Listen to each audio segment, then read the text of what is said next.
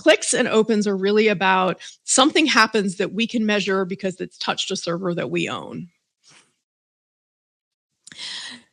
The implication and assumption is that this activity was done by a human, and that's how we measure things. And this, 20 years ago, this was not a bad assumption. Most of the time, images were only loaded when people opened an email and displayed it in their client.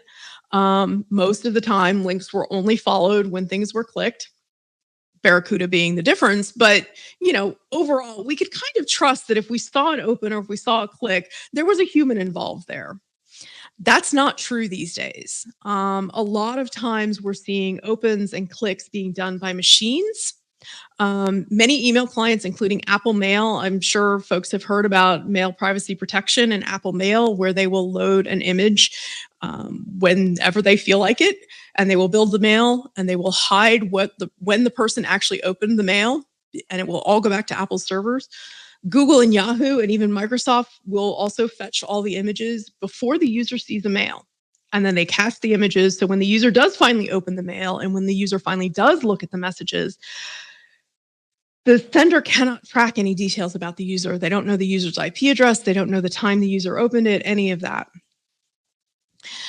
So the user may or may not have ever opened and read the mail, but the mail was recorded as open because the image was fetched.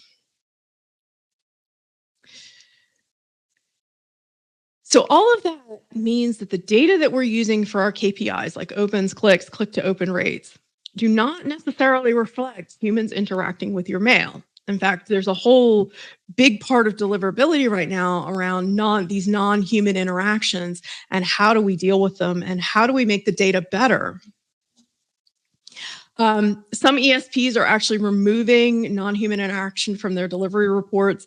Apple's pretty easy because all of their opens come from Apple branded IP addresses. So you can, look at the Apple branded IP address and know that this was an image fetched by Apple. However, what happens is you can't just say, well, it's an Apple MPP, it's a non-human interaction, because the user may have actually read the message after the image was loaded. We just don't know it. So there's a lot of kind of messiness involved in this. How do we clarify this data and how do we understand it?